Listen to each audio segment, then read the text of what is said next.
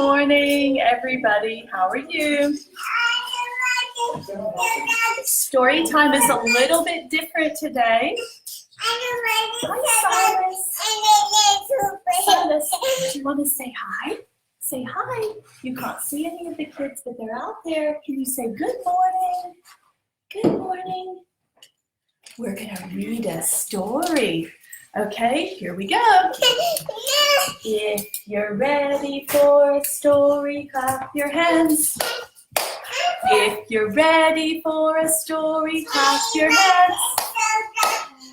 If you're ready for a story and you really want to show it, if you're ready for a story, clap your hands.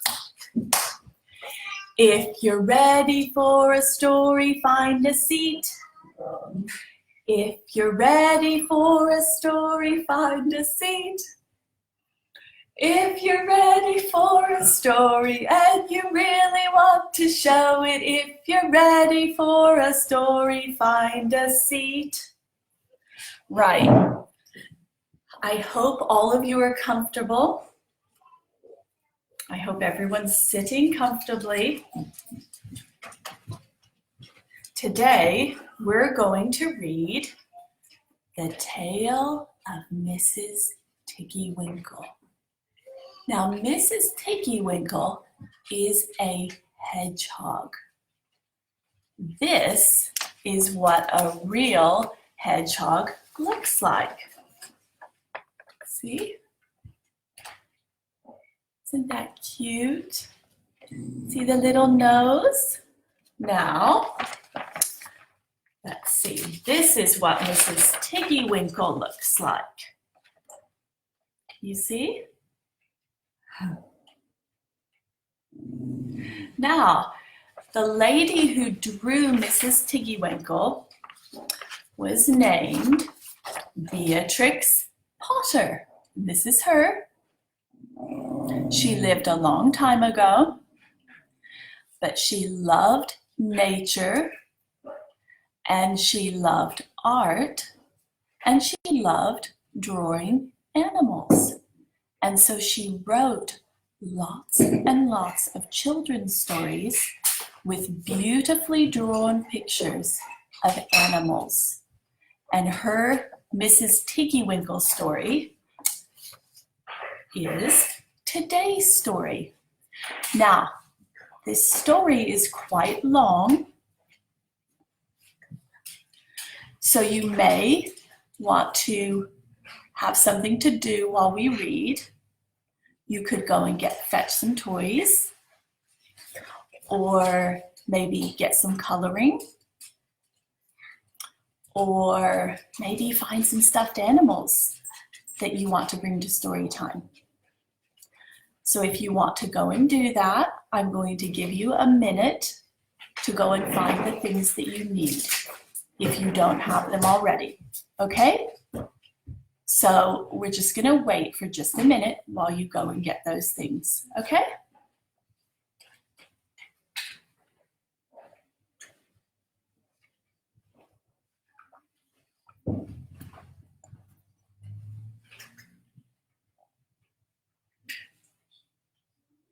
Good morning, I can see you. Okay. If everyone's ready, here we go. Make sure you guys can see, okay? Yeah, that looks good. So there's Mrs. Tiggy-Winkle, and she's a hedgehog, but obviously because she's a character in the book, she's all dressed up in regular clothing, okay? She doesn't look like the picture I showed you a minute ago.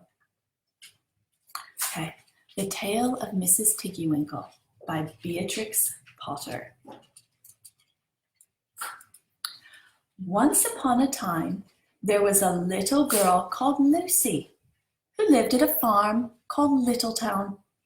She was a good little girl, only she was always losing her pocket handkerchiefs.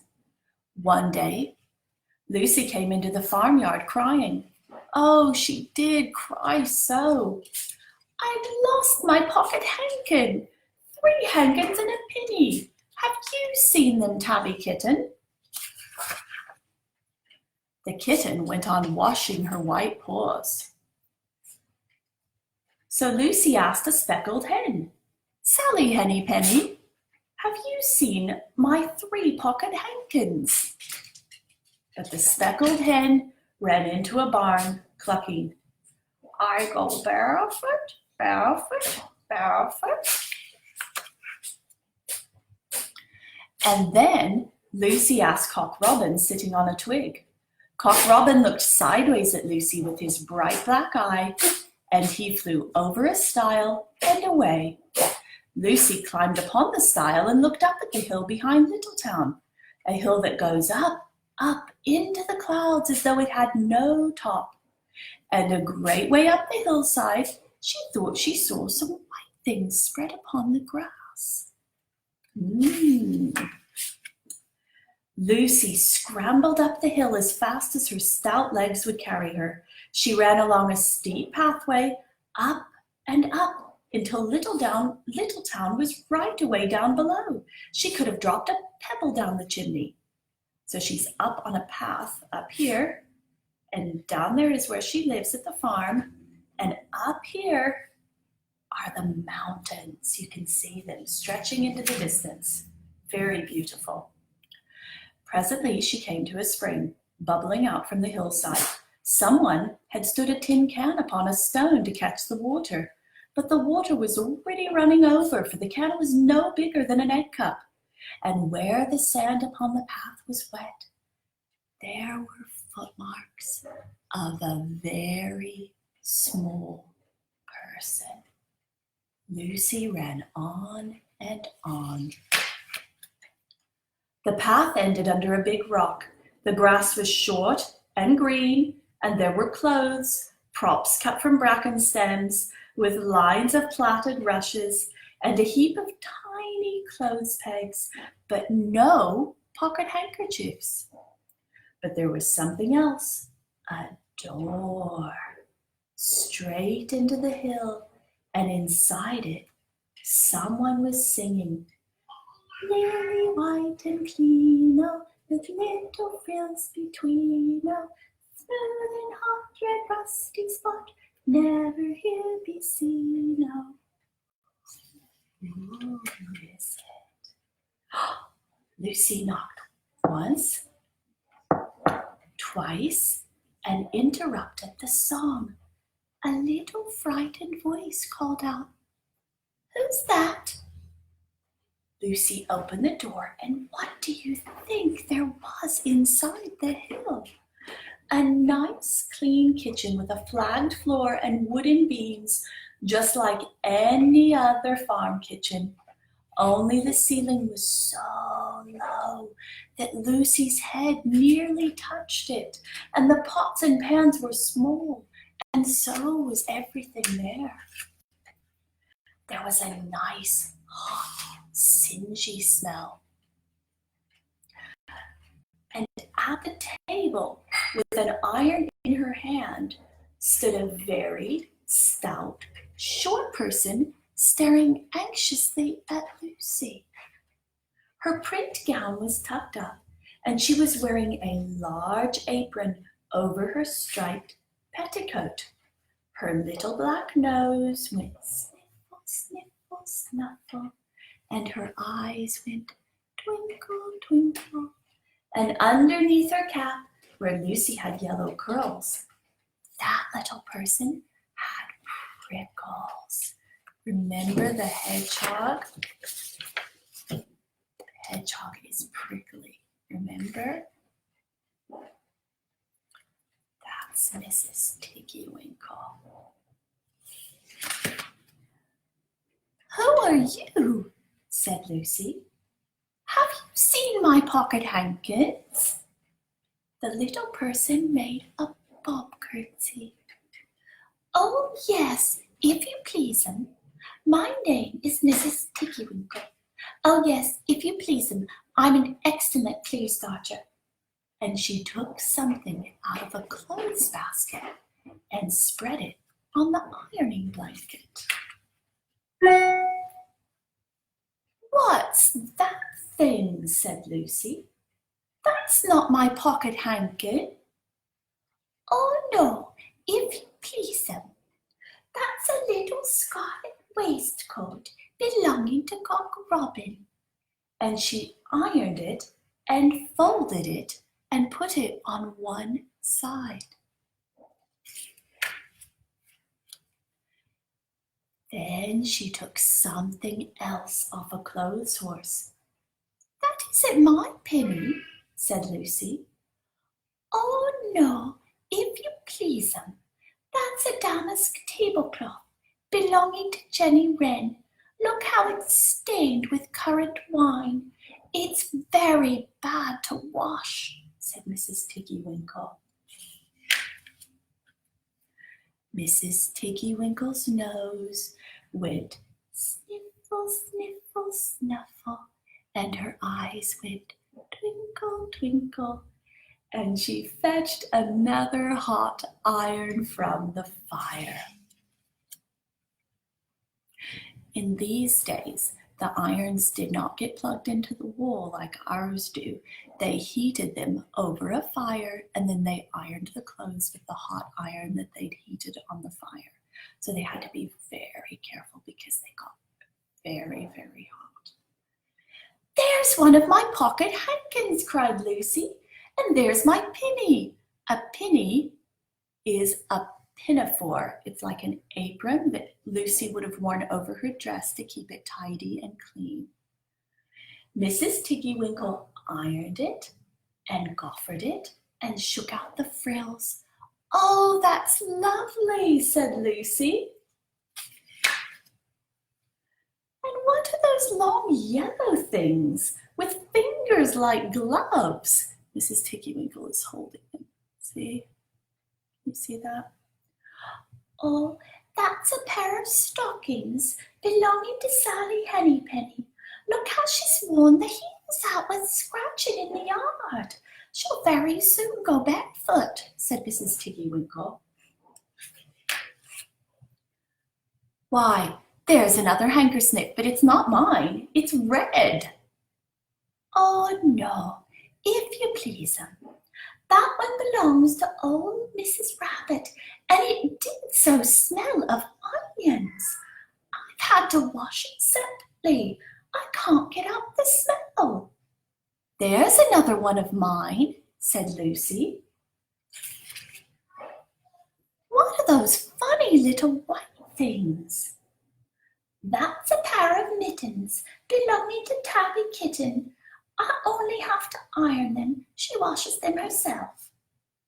"There's my last pocket handkin," said Lucy. "And what are you dipping into that basin of starch?" "They're little dicky shirt fronts belonging to Tom Titmouse. Most terrible particular," said Mrs. Tiggy-Winkle. "Now I've finished my ironing. I'm going to air some clothes." "What are those dear soft fluffy things?" said Lucy. "Oh, those are little woolly coats belonging to the lambs at Skelgilo." "Will their jackets take off?" said Lucy. "Oh yes, if you please 'em. Look at the sheet mark on the shoulder, and here's one marked for kids' scarf, and 3 that come from Littletown. They're always marked at washing," said Mrs. Tiggy-Winkle.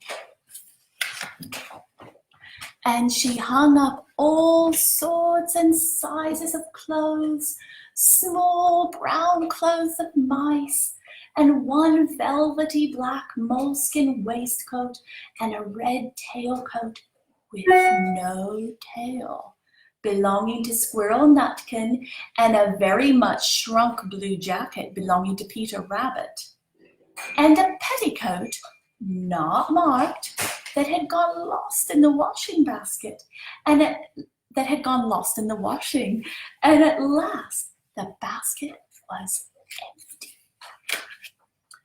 Then Mrs. Tiggy-Winkle made tea, a cup for her and a cup for Lucy. Can you see them sitting there in front of the fire? They're having a cup of tea. They sat before the fire on a bench and looked sideways at each other. Mrs. Tiggy-Winkle's hand, holding the teacup, was very, very brown and very, very wrinkly with the soap suds. And all through her gown and her cap, there were hairpins sticking the wrong way out, so that Lucy didn't like to sit too near her. When they had finished tea, they tied up the clothes in bundles, and Lucy's pocket handkerchiefs were folded up inside her clean pinny and fastened with a silver safety pin. And then they made up the fire with turf, so they threw some dirt on the fire so that it would stop burning. And they came out and locked the door and hid the key under the door sill. Then away down the hill trotted Lucy and Mrs. Tiggy-Winkle with the bundles of clothes. All the way down the path, little animals came out of the fern to meet them. The very first that they met were Peter Rabbit and Benjamin Bunny. We've read about them before, haven't we, at Storytime at the library? And she gave them their nice clean clothes, and all the little animals and birds were so very much obliged to dear Mrs. Tiggy-Winkle. That means they were very thankful that she'd washed their clothes for them. So that at the bottom of the hill, when they came to the stile, there was nothing left to carry except Lucy's one little bundle. Lucy scrambled up the stile with the bundle in her hand, and then she turned to say good night and to thank the washerwoman. But what a very odd thing! Mrs. Tiggy-Winkle hadn't waited either for thanks or for the washing bill. She was running up the hill. And where was her white frilled cap? And her shawl, and her gown, and her petticoat? And how small she had grown! And how brown and covered with prickles. Why, Mrs. Tiggy-Winkle was nothing but a hedgehog. Now, some people say that little Lucy had been asleep upon the stile. But then how could she have found 3 clean pocket handkerchiefs and a penny pinned with a silver safety pin? And besides, this is Beatrix Potter writing, remember, not me. Besides, I have seen that door into the back of the hill called Cat's Bells. And besides, I am very well acquainted with Mrs. Tiggy-Winkle. That's the end of our story, The Tale of Mrs. Tiggy-Winkle by Beatrix Potter. Thank you for joining us for story time today. It was good to see all of you. Good morning to all of you who were here. And I hope you enjoyed the story. And we missed seeing you in person today, all of us at the library, but we're really thankful that we were able to do this. So I'm going to say bye, and we'll see you soon.